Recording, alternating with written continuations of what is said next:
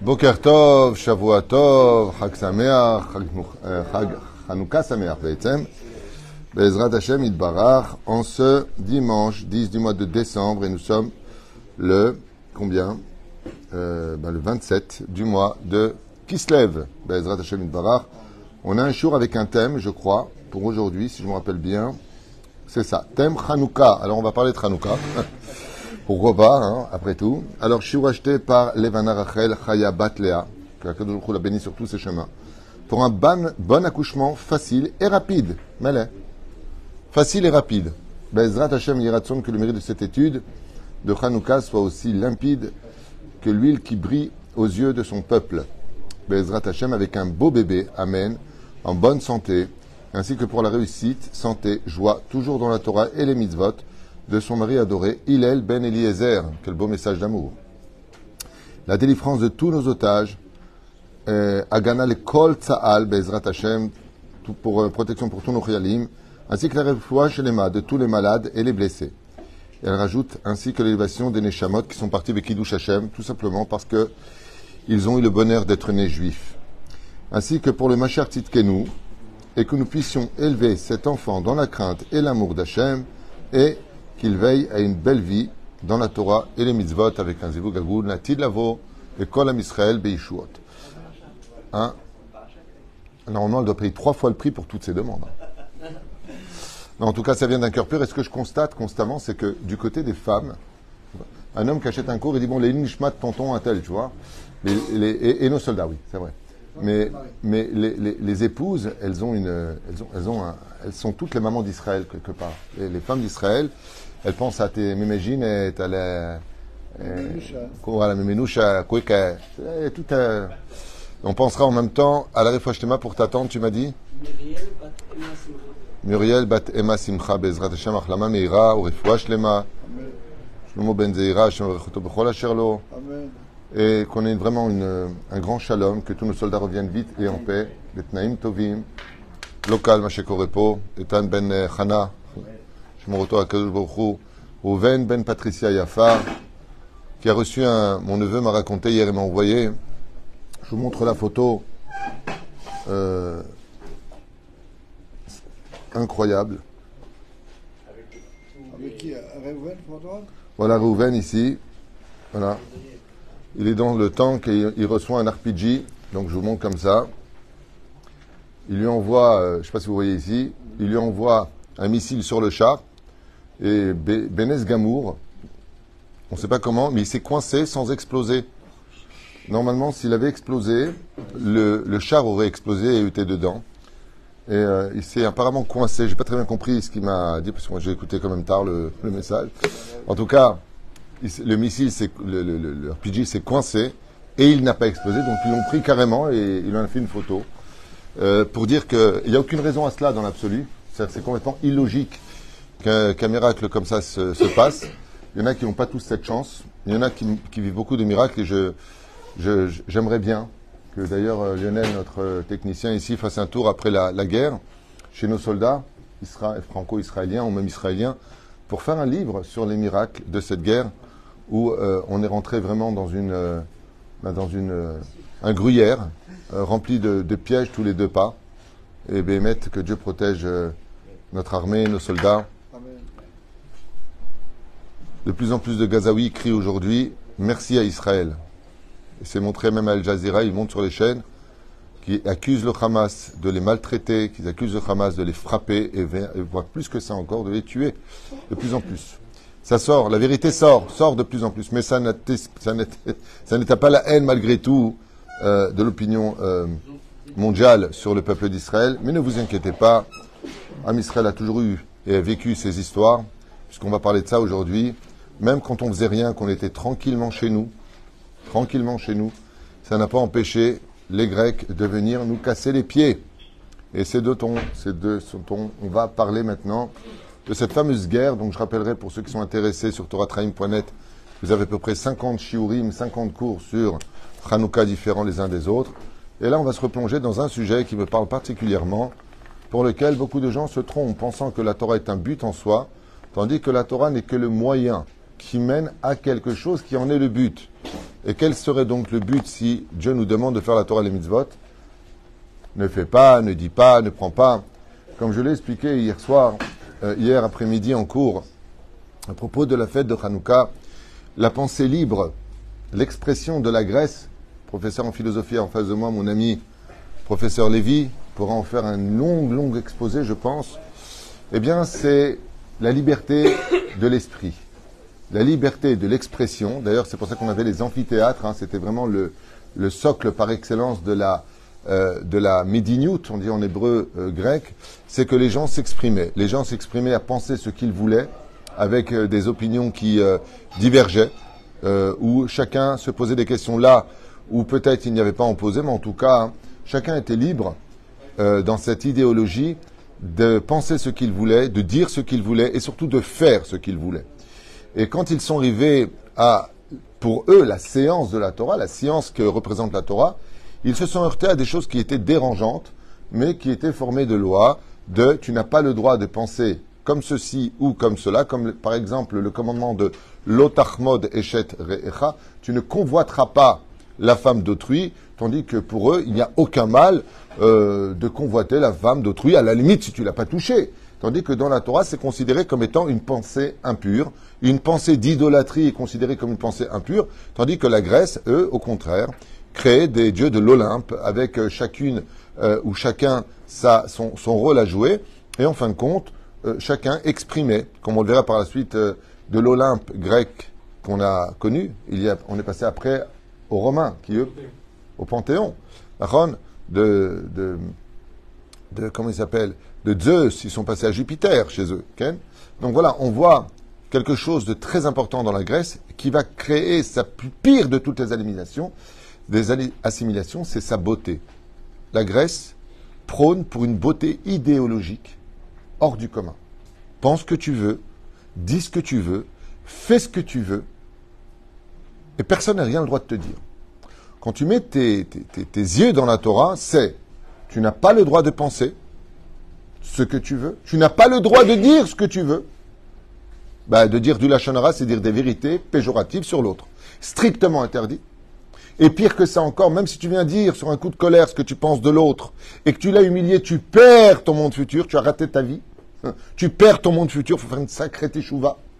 Donc quand tu vois la Grèce et tu vois la Torah, franchement, c'est plus agréable, c'est plus joli d'être grec. C'est vachement plus sympa d'être grec.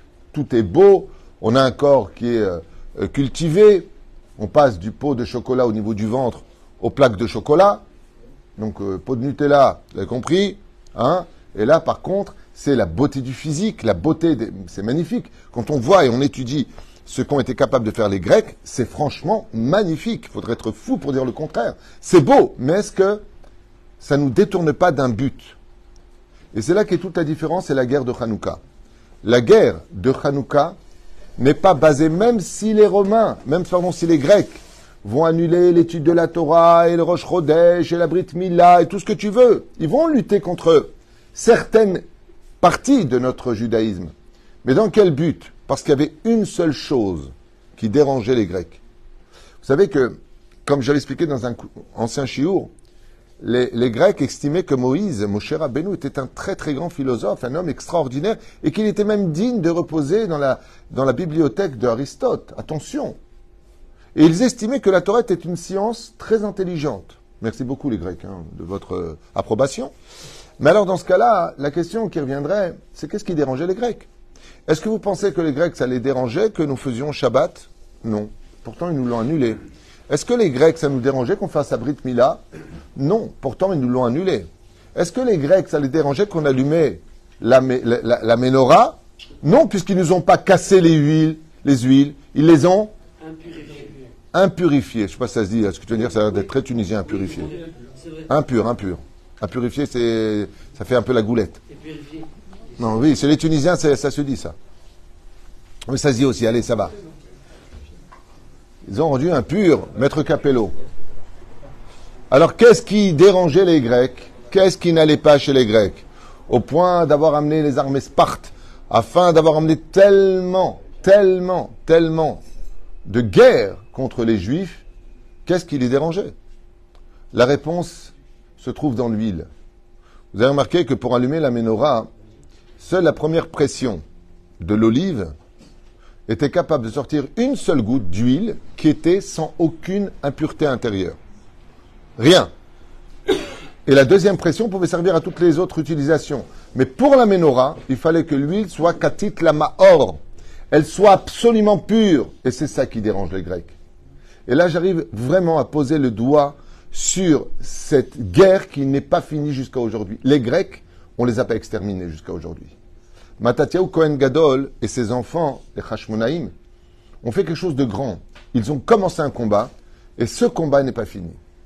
Parce que les Grecs, eh bien, c'est le théâtre, c'est le cinéma, c'est la culture des nations du monde. On peut dire que le monde occidental, jusqu'à aujourd'hui, eh bien, concrétise ses journées sur le modèle des Grecs. Jusqu'à aujourd'hui.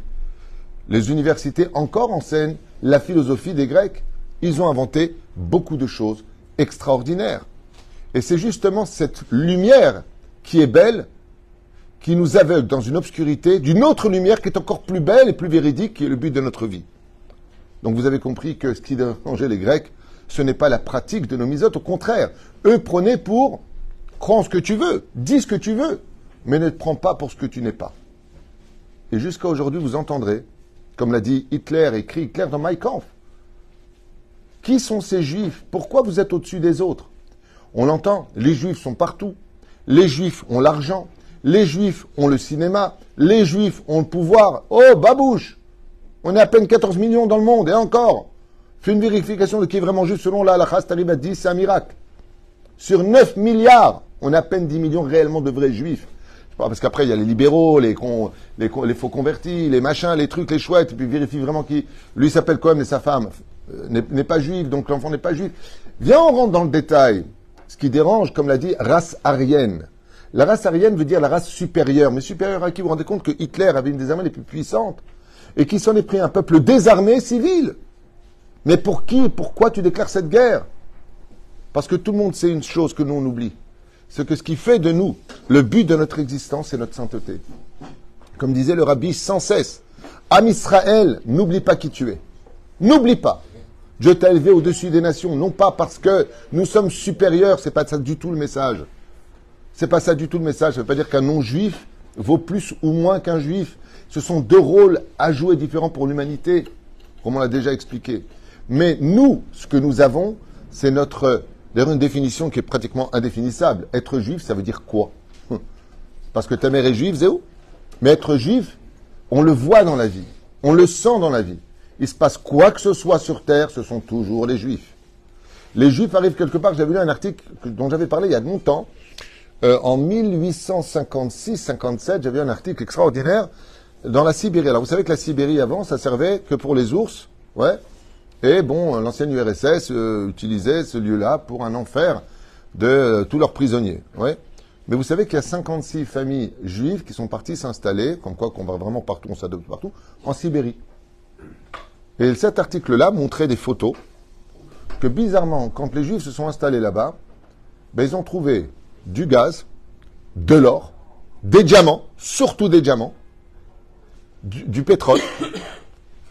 Même les Russes sur place, on dit il a fallu que les Juifs, à moins 50 degrés, hein, 50 degrés, c'est l'homme qui fait moins 8000, moins 50 degrés. Les Juifs arrivent quelque part, il y a une abondance qui sort. Comme l'a dit quelqu'un la semaine dernière, qui m'a dit au téléphone, un non-juif, m'a dit, vous imaginez si les Juifs quittent la France sont les Juifs, c'est foutu. Les Juifs, les États-Unis sont les Juifs. Il n'y a plus d'Hollywood. Metro-Goldwyn-Mayer, Columbus, c'est tous des Juifs. Imaginez New York sont les Juifs. Alors imaginez Israël sont les Juifs, ça c'est même pas...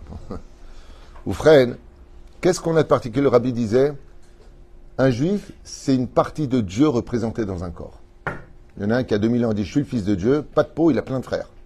On est tous les fils de Dieu.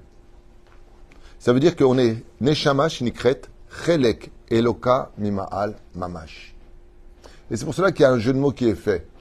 C'est extraordinaire. Il y a deux mots qui représentent le mot Neshama en hébreu. Il y en a trois exactement. Il y a le mot Mishnah, il y a le mot Hashemen, l'huile. Donc le Mishnah, c'est la Torah orale. Pourquoi le mot Mishnah, qui est la Torah orale et pas écrite, représente les lettres du mot Neshama, tu l'écris à l'envers? Pour te dire que quand un juif s'exprime au niveau de la Torah orale, nos rabbanim, qu'on dit, ouais, ça c'est les hommes qui ont écrit, c'est la Neshama qui appartient à Dieu qui parle. Deuxième point, le mot Hashemen, on allume avec de l'huile d'olive. Ouais. Non pas parce que la Torah est une, pour ceux qui comprennent, mon humour, mais Hashemen, c'est les lettres du mot Neshama. Et quel est le jour le plus élevé de Hanouka, le plus important de Hanouka? Le 8e jour. Comment on écrit le mot Shemona? Shin. Non, il n'y a pas de vav, justement.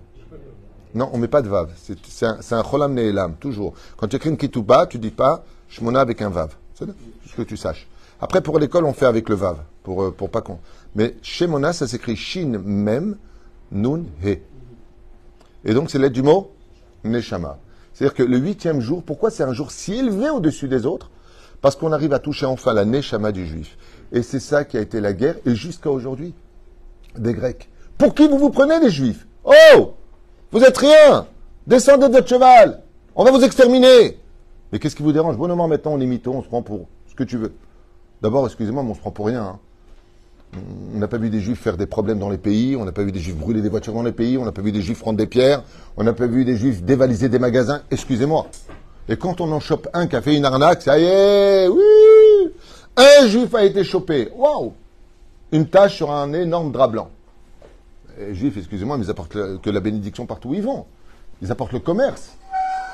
On le voit encore jusqu'à aujourd'hui. D'un côté, les Espagnols sont antisémites, et de l'autre côté, ils disent aux Juifs, venez, venez, on s'arrange.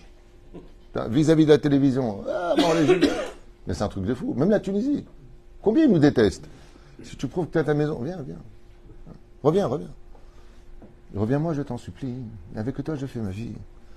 Toutes les nations du monde savent que le juif, c'est un parfum. C'est une épice. Nécessaire à l'humanité. Mais ce qui dérange, et c'est là où je veux en venir, c'est que notre Torah et nos mitzvot n'étaient qu'un moyen. Les Grecs l'ont compris. Alors quel était le but? Kedoshim Tiou. Vous êtes un peuple saint. Ça dérange. Ça dérange parce que si vous êtes Kedoshim Tiou ki Kadosh Ani, c'est que vous êtes les représentants leaders de la spiritualité dans le monde. Et ça, c'est hors de question pour les Grecs. Tout comme c'est hors de question pour l'islam, ou pour la chrétienté, ou pour n'importe quelle religion. Qui commence avec « Nous sommes le nouvel Israël ». Où Yitzhak est remplacé par Ishmaël dans l'islam. Ça veut dire qu'il y a quelque chose de dérangeant, non pas dans l'identité juive, mais dans le pourquoi on est juif. Et c'est pour ça que quand les Grecs sont rentrés dans le Beth Amikdash, qu'ils ont placé une statue, ils ont laissé toutes les huiles. L'ordre était de laisser toutes les huiles. Qu'ils allument la menorah. Il faut qu'ils l'allument. Mais qu'est-ce qui va rendre sainte cette huile? Il faut que le Kohen Gadol, il ait cacheté lui-même pour être certain que cette huile ne soit pas faite pour autre chose. Prenons un exemple concret de l'huile transformée en un autre liquide. Dans la Torah, si tu parles à une personne logique et intelligente, il lui dit, mais vous êtes fous les Juifs. Eh bien, c'est vrai que notre Torah, elle est tout sauf logique. C'est un truc de malade. Ouais. C'est quoi la différence entre du vin kasher et du vin pas kasher, qui est un interdit extrêmement grave? Ça s'appelle Yain Neser. Et si tu bois de ce vin-là, Haz vechalila vechazer, qu'est-ce qu'on fait si tu dois boire du Yain Neser? Comme bracha, qu'est-ce que tu fais? Tu peux pas faire de bracha. Alors ça veut dire quoi? C'est-à-dire que la vigne, alors je vous explique, on va faire à la tunisienne. Je t'explique, c'est quoi la vigne? Il y a des raisins. Les raisins, tu les mets des kipotes, tu les mets des péotes, tu les mets des tzitzit. C'est du vin juif. T'as vu la Tretzini? Il n'y a aucune différence entre une vigne cachère et une vigne pas cachère. Quelle différence? Le vin, eh ben, après la récolte des raisins, eh ben, il est pressé, il est compressé, et ensuite il est mis de côté, il est travaillé pour qu'il vienne du vin. Il n'y a aucune différence, sauf une. Et ça, c'est vrai que quand tu expliques au niveau de la cacheroute, qu'est-ce que c'est du vin cachère, du vin qui n'est pas cachère, tu dis, mais tu te moques. Non, mais franchement, prends un psychiatre, tu lui dis ça, il me dit, mais vous êtes fous les Juifs. Et c'est ce qui a dérangé les Grecs. Alors je vous explique c'est quoi du vin cachère. Le vin cachère, c'est un vin qui est sur la surveillance des yeux d'un juif, qui est lui-même Shomer Shabbat, et qui regarde que le vin ne soit pas béni par autre chose que la Torah. Voilà, c'est du vin cachère. C'est tout. Tout le reste, c'est du babour. Tout le reste, ça va rien. Voilà, c'est du vin cachère. Appelez un psychiatre, arrêtez-le, on le chope. C'est-à-dire qu'il faut qu'il y ait un juif qui soit là, et qui regarde tout simplement la vigne, Voilà. Il ne faut pas qu'elle soit bénie par quelqu'un d'une autre religion. Surtout s'ils ont des psalim chez eux, c'est-à-dire des statues, comme ils avaient l'habitude de le faire. Parce que s'il vient bénir la vigne, tout le vin qui en ressortira s'appelle Yain Nesser. Temps mort. Temps mort. Tu veux dire parce qu'il y a un mec qui est venu bénir, au contraire, il n'a pas maudit la vigne, il vient dire que tu sois abondante, ô ma vigne, au nom du Seigneur. Rien dit de mal, le mec. Il y a un Dieu pour tous, non? Ce vin-là, il est strictement interdit à la consommation, c'est assourd. Tu ne peux pas l'utiliser. Nigmar! Nigmar! Ça fout en rogne. Moi, je ne suis pas juif, j'écoute un langage comme ça, je dis, mais ils sont complètement barbe. C'est ça, être juif? Mais c'est des fous, ces gens-là. Mais vous avez raison, le pire. C'est pour ça qu'ils ont voulu nous assimiler. Arrêtez, vous êtes fous, les juifs. Mais qu'est-ce qui t'arrive? Tu te rends compte? Si un non-juif, il t'allume la nourriture que tu vas manger, tu ne peux pas manger cette nourriture? Il faut que ce soit un juif qui l'allume. Dans les lois juives, c'est comme ça. C'est pas moi qui ai écrit. Vous allez, je suis pas content. Tu vas au Kotel ou à Sinaï, là-bas, à la montagne du Sinaï, tu dis pas content. Tu prends les gilets jaunes avec toi. Ils adorent ça. Pas content, pas content, pas content. Ah, c'est tout. Alors, bonjour, excusez-moi. Quand je vais au restaurant, souvent je dis, excusez-moi, mais je sais pas qui est dans les cuisines, mais il faut que ce soit un juif qui allume, et si c'est possible, ce soit un juif qui fasse aussi à manger. Les Ashkenazim m'expliquent que ce soit un juif qui allume. Mais les Sfaradim, il faut aussi que le cuisinier qui va faire à manger soit juif. Et à ce moment-là, tu as Momo ou tu as le portoricain qui est à côté qui te dit, vous savez, moi, je suis gentil, j'ai les mains propres.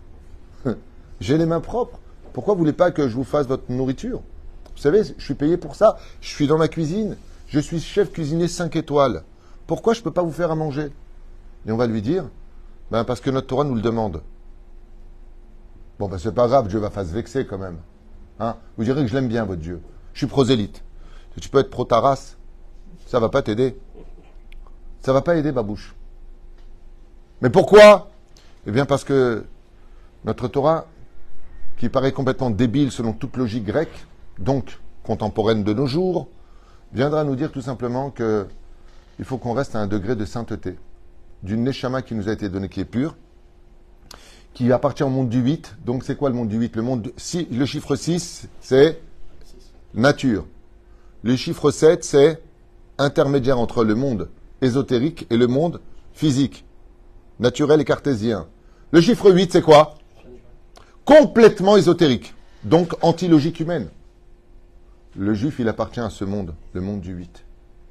Nous appartenons à cette dimension du monde du 8.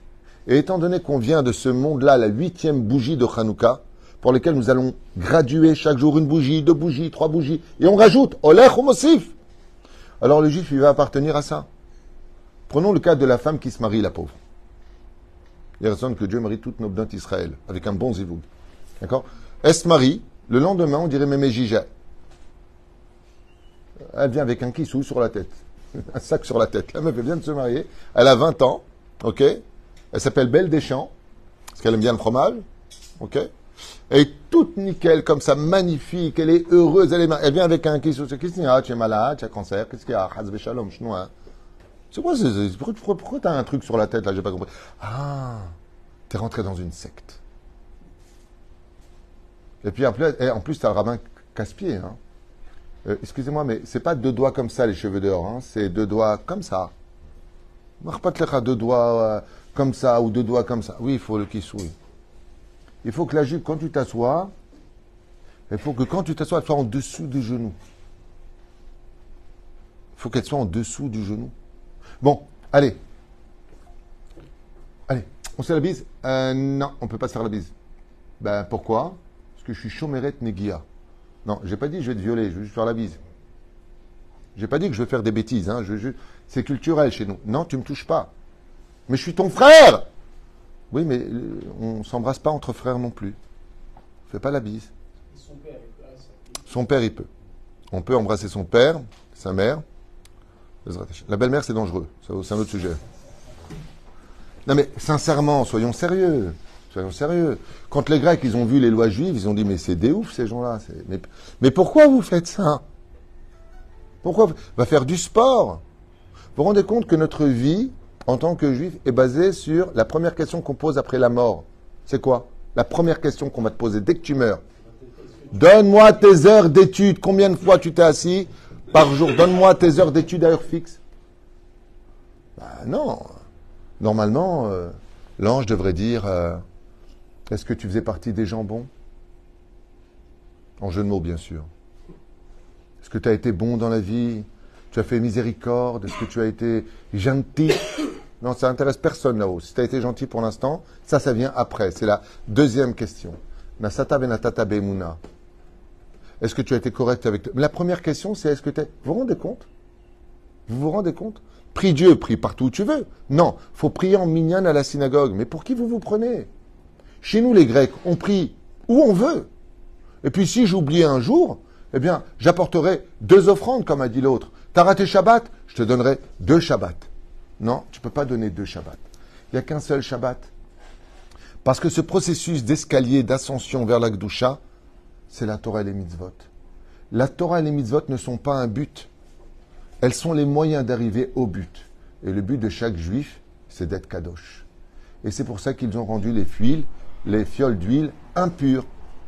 Arrêtez de croire que vous êtes plus kedoshim que les autres. Arrêtez de croire que vous avez plus de kedusha que les autres personnes qui eux-mêmes ne voient pas en quoi il y aurait une supériorité un tel ou un tel. En réponse de cela, eh bien, cette fête-là va nous obliger à faire monter cette flamme. Vous savez que la flamme est le seul élément au monde. L'eau peut noyer des choses. La boue peut faire disparaître des choses. Mais la flamme, elle, enlève les impuretés. La flamme, elle enlève toutes les impuretés. Même quand tu as de la rouille, tu prends un chalumeau, les flammes vont te retirer toutes les impuretés. Et c'est ce qu'on fait le jour de Hanouka. On vient les chaner, qui vient du mot chinour. Chinour qui veut dire éducation. Rééduque ton âme à redevenir juif face à une assimilation au regard de yeux en amande qui te dit combien je t'aime, combien elle est belle. Franchement, un bon cinéma, des pop-corn, un écran géant, James Bond, des meufs que tu les vois, tu te dis ah, tu deviens ouf. Super trucage, super mise en scène, super histoire. Il n'y a rien de mal. Shabbat Kodesh. Shabbat Kodesh. Une bonne cigarette, une tasse de café, un film sympathique. Tu prends ta femme et tes enfants dans ta voiture que tu payes tous les mois ta race parce qu'il faut payer, ils ont augmenté, ils ont doublé. En plus, maintenant l'assurance, elle a doublé parce qu'ils ont dit il faut doubler. Hein? Ok? Il n'y a rien de mal. Voilà, Shabbat. On a mangé, on va faire le kiddush. Yom HaShishi va'yichulu hashamayim. Allez, mets-moi PSG-OM. Mets-moi un match de foot. En quoi je fais du mal? Le problème, c'est que tu perds ta Gdusha. C'est pas que tu fais du mal. Et c'est ce que disaient les Grecs. Nous, aujourd'hui, on voit plus où est le problème. On voit plus le problème. T'as le mec qui va le matin à la synagogue, et le soir, il va en boîte avec des amis. Mais je fais rien de mal. Je fais rien de mal, je suis juste en boîte. Il se prend pour une sardine, donc il va en boîte. Il boit un verre, il est entre copains, il fait rien de mal. Je vous pose une question. Un juif qui va en boîte de nuit avec ses copains, qui se commande une bouteille de whisky qui va payer sa race, d'un argent gagné honnêtement, il est avec ses copains, il rigole avec eux. Est-ce qu'il a fait quelque chose de mal? Non! Il n'a rien fait de mal. Mais enfin, il ne faut pas être fanatique. Où est le problème? Tu viens de perdre ton Tselem Elohim. Tu viens de perdre la Gdusha qui faisait de toi un juif de la 8e bougie. Tu es en train de descendre à la 7e, à la 6e. Et là, à la 6e, tu rentres dans le monde naturel. Jusqu'à la 6e bougie, on est dans le monde naturel. Et c'est pour cela que Akadosh Baruch Hu nous a fait un clin d'œil. Pour cette période dans laquelle nous sommes, qu'est-ce qui se passe? Si on oublie Hanouka, il y a le 10 du mois de Tevet, la première brèche. On fait une brèche dans la muraille. Et les forces du mal peuvent pénétrer notre esprit. Et la fin des temps sera empreinte des 4 galouillottes, la Babylonie, la Perse, la Grèce et Édom. Ou dans les réseaux sociaux, avec tout ce que l'on voit. Ce n'est pas la Grèce qui vient vers nous, vous voyez. Quelqu'un m'a dit, mince, mon appareil ne s'allume plus. Il n'y a pas de lumière. Il n'y a pas une lumière qui nous éveille plus au monde que d'avoir un esprit pollué par les réseaux sociaux, où on voit des gens débarquer du matin au soir, dire tout simplement tout ce qu'ils pensent des uns et des autres, à critiquer, à s'insulter, à ceci ou à cela. Voilà un petit peu ce que représente cette Grèce antique, pour lequel, et Tsareno arabe, nous avons une situation de guerre qui n'est jamais finie. Une guerre passive, certes, mais une guerre qui devient active. C'est-à-dire que on a vu qu'avec les Grecs, il n'y a pas eu une seule possibilité, si ce n'est que de sortir en guerre. Les Hashmonaïm sont sortis en guerre. Et je voudrais finir avec quelque chose d'essentiel, quelque chose d'incroyable, voire même d'effroyable. Quand on voit l'armée grecque dont on parle, des hommes armés, des experts en art du combat, des gens qui couraient plus vite que ton ombre, des conquérants de l'histoire. Takshivu Tov. Cette situation dans laquelle se sont retrouvés ces conquérants de l'histoire, c'était face à Pépé. Comment s'appelait Pépé? Matatiaou Kohen Gadol. Sur son âne, hein, le mec. Avec une épée en bois. Oh, est arrivé. Ouais. Avec qui ces alors, une marloquette. Il y en a qui disent qu'ils sont partis avec 300 personnes, face à des milliers. Il y en a qui disent qu'ils étaient 300 000, les Grecs. Hein. 300 000. 300 000. Comme Adrien, d'ailleurs. Lui-même était venu avec 300 000 Romains. Il y en a qui disent qu'ils sont partis à 17. Il y en a qui disent uniquement Matatiaou et ses enfants. Donc il avait combien d'enfants? 5 enfants. Donc imaginez un petit peu, hein, des mecs comme ça, armés jusqu'aux dents, experts en combat, et Papy Mouzo, ouais, j'arrive. Ça fait vraiment, ça fait Astérix, Obélix, le druide. Non, franchement, les Grecs ont été antiochous, stupéfaits. Quand ils demandaient, mais où est-ce qu'on en est avec cette guerre? Ils disaient, une poignée d'hommes, comment il est marqué dans la... Qu'est-ce qu'on lit? Rabbim Beyad Meatim. Ils étaient très nombreux dans les mains de très peu. Mais non. Dans l'idée grecque, 2 plus 2, ça fait 4. Donc si on est 100 pour un homme, ou 1000 face à un homme, il ne peut pas s'en sortir. Un seul de nous pouvait tuer 1000 des ennemis. Mais qui? Yehuda Maccabi? Jonathan? Qui? Est-ce qu'il y avait ils allaient chez Yoram s'entraîner? Non! C'était des Kohanim! C'était là pour Yevalechecha. C'est la chaque fois où ils ont tendu les mains, c'est pour bénir. Ils ne s'entraînaient pas. Qu'est-ce qui a permis cette guerre? La Gdusha. La Kedusha. Étant donné qu'ils étaient Kadosh, on vient nous apprendre qu'aucune armée ne peut se tenir face à des gens Kadosh. Tout comme il y a ces 36 bougies, Yoshua Binoun, avec qui il est parti en guerre, vous vous rappelez? 36 tzadikim. Quand tu prends des gens qui sont Kadosh, Kedoshim, on a entendu toute cette histoire du Hamas le 7 octobre. Quand ils sont arrivés, la première ville qu'ils ont rencontrée, c'est laquelle? La première ville. Il y a Sderot, et ensuite ils ont plongé avant Ofakim sur Netivot. Par où ils sont arrivés à Netivot? Ils sont arrivés par le cimetière. Quand ils ont arrêté un des commandos du Hamas, ils ont posé la question, comment se fait-il que vous êtes passé devant Netivot et que dans les plans, juste un instant, dans les plans, il y avait marqué Netivot. Ils devaient envahir Netivot. Et ils sont partis directement au Fakim, où ils ont tué, je crois, 54 civils. Au niveau de... je ne parle pas des blessés, je parle des civils. 54 ont été tués. Eh bien, alors, est-ce qu'il a bu ou pas, j'en sais rien. Est-ce qu'il fumait ou pas, j'en sais rien. Voilà ce qu'il a dit. Il a dit ils sont arrivés à Netivot, des dizaines de Tanderim armés jusqu'aux dents. Seulement, ils ont vite continué tout droit parce qu'ils ont dit qu'il y avait devant eux 3 tzadikim, 3 personnes de feu qui étaient en eux, comme ça devant eux. 3 personnes de feu, dont une qui a été retenue plus que les autres. Parce que le Shabbat qui leur a montré, c'était lui. Non, c'était lui. Mais il y en a un qu'ils ont tous reconnu, ils sont partis en arrière. Ils ont montré la photo de Baba Saleh. Ils ont dit, il s'est tenu avec des yeux de feu, nous interdisant de rentrer dans la ville. Le Shabbat, le service secret, me dit, pourquoi vous n'êtes pas rentré? Il lui a dit, vois ce qu'on a vu, après tu verras que tu ne peux pas rentrer. Même mort, nos tzadikim kedoshim. Saba Kadisha. Nos tzadikim sont kedoshim.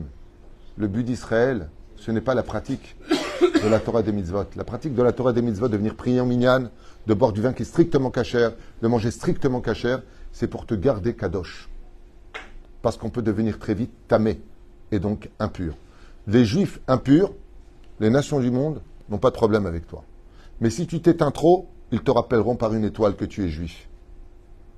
Ils te rappelleront que tu es juif. Et on pose la question, mais pourquoi vous mêlez le conflit israélo-palestinien à 4000 km en France? Pourquoi vous menacez? Parce que les juifs, c'est une seule famille. Les juifs, c'est une seule famille. Eux ont le droit de mettre des drapeaux palestiniens sans aucune retenue, ni peur de personne. Mais essayez comme cette fille de Marseille qui a juste mis un drapeau israélien parce qu'elle est juive. Elle s'est fait menacer de mort sur place. Pendant qu'il y en a qui prônent pour la vie, d'autres prônent pour la mort. Vous voyez, nous, quand on parle de quelque chose, on parle de vie. Les Éperouches et Davar pour lequel cette fête de Hanouka, c'est le rendez-vous qui vient rappeler à tous les juifs un détail important. Le but n'est pas d'être un juif pratiquant. Le but est que cette pratique que tu fais et que tu mets en application te rende kadosh. Parce que la neshama qui t'a été donnée n'est pas venue avec des mitzvot. Elle est venue avec une pureté. Et quand tu rendras ton âme, avant que ne s'éteigne ta bougie, n'oublie pas de la rendre aussi pure que Dieu te l'a donnée. Arrête tes cinémas et arrête tes cultures non-juives. C'est bien pour les non-juifs, mais pour nous, ça nous rend purs. C'est pour cela que quand on fait l'avdallah sur la bougie et qu'on boit de vin qui est kasher, nachon, et qu'on sent avec notre nez pour que notre neshama se réavive, qu'est-ce qu'on dit? Hamavdil ben kodesh le chol. La différence entre le kodesh et le chol. Le chol, c'est le chol. Ça a de la valeur, le chol. Attention. Mais si tu ne sais pas faire la différence entre le kodesh et le chol devient nuisible. Et ça a dérangé les Grecs. Les Grecs, ils veulent bien le kodesh, mais avec le chol. Pas trop religieux. Ça, c'était grec. Le matin, un peu de kodesh, l'après-midi, que du chol. Ou le contraire. Dans la Torah, on dit, non, surtout pas. Les avdil, ben kodesh, ou ben or, la chocher. Sache faire la différence entre la lumière et l'obscurité. Ou ben israelamim. Et entre être juif et être un homme des nations du monde. Pas parce qu'on est mieux ou inférieur. Pas par rapport à cela. Pour que tu connaisses ta place, pour garder uniquement cette neshama hors du commun que Dieu t'a donné, qui a pour but de rester kadosh. Dès que tu quittes le chemin de la Torah et des mitzvot, dès que tu n'écoutes plus le Shulchan Aruch, sache une chose. Tu rentres ta lumière dans l'obscurité de la Grèce. Tu pars du Yud jusqu'au Vav, jusqu'au Nun. Tu vas vers le bas. Tandis que, qu'est-ce qu'on fait? On fait monter la flamme et on rajoute chaque jour une lumière pour faire comprendre à l'homme que le but du juif, c'est de s'élever au-delà de cette Kedusha. Et on voit qu'avec cette force-là de la Kedusha, quand quelqu'un est kadosh, il n'a même pas besoin de s'entraîner. Pas de question, il y en a 50 qui viendront. Juste, vous avez terminé sur Yavan. C'est quand même les 3 lettres de votre Sion. Oui, pourquoi? Parce que... Faut l'intégrer. Non, alors tu as raison, on en avait parlé l'an dernier d'ailleurs, de Tzion. Et c'est intéressant de comprendre que Yavan, c'est les 3 lettres qui viennent après le mot tzaddik. Faut l'intégrer. Non, Il n'y a pas de Sion, ça. juste un instant. Quand tu es tzaddik, tu peux utiliser la Grèce. Pourquoi? On avait expliqué hier qu'un Sefer Torah qui est écrit en grec, c'est le même alphabet que l'hébreu. Alpha, bêta, nachon, gamma. C'est des lettres hébraïques. Nachon, ça vient de la même racine. Des mezuzot qui sont écrits en grec, elles sont valables. Un Sefer Torah, lama, masiba. La raison, elle est pure et elle est belle. C'est que Yafet et Shem ont été bénis ensemble. Quand ils ont pris la couverture, ont béni et ont couvert Noach, leur père. Et là, il y a marqué Ishkon Yefet Be'ole Shem, que s'installe Yefet dans la tente de Shem. C'est-à-dire qu'il y a dans la Grèce, oui, quelque chose à prendre pour nous. Laquelle? Eh bien, tout simplement la beauté. Ce qu'on appelle le Hidur Mitzvah. Prenons le cas de Hanouka. Min Adin, selon la loi, combien je dois allumer de bougies par jour? Une seule. Pourquoi j'allume le deuxième soir 2, 3, 4? Ça, c'est le côté grec. Ça s'appelle enjoliver la mitzvah. Et dans le judaïsme, étant donné que tout est Evel Avalim, nous allons prendre de la Grèce ce que nous pouvons prendre de positif pour la Torah. Et qu'est-ce qu'il y avait de positif dans la Grèce? On t'a jamais demandé d'être moche, de mettre un kissou qui te rend grand-mère. On t'a jamais demandé d'avoir un bide qui sort dehors sous prétexte qu'il faut être spirituel et que le physique n'est pas important. On te demande de faire aussi attention à toi, de prêter à ta santé, de faire attention à ce que tu manges, à ce que tu bois. Et il n'y a aucune mitzvah d'être moche. Au contraire, il y a fatwa fatmar et. Pourquoi c'est si important quand on parle du binyan de Hordous, le Beth Amikdash? Celui qui n'a pas vu le Beth Amikdash de Hordous n'a jamais vu un immeuble beau de toute sa vie. Qu'est-ce qu'on en a à faire? Réponse très simple. La graisse, au niveau de sa philosophie et de sa vie, c'est une épice. T'en mets trop, c'est dégueulasse. Tu mets ce qu'il faut, ça donne du bon goût. Baruch Adonai L'Olam. Amen, amen.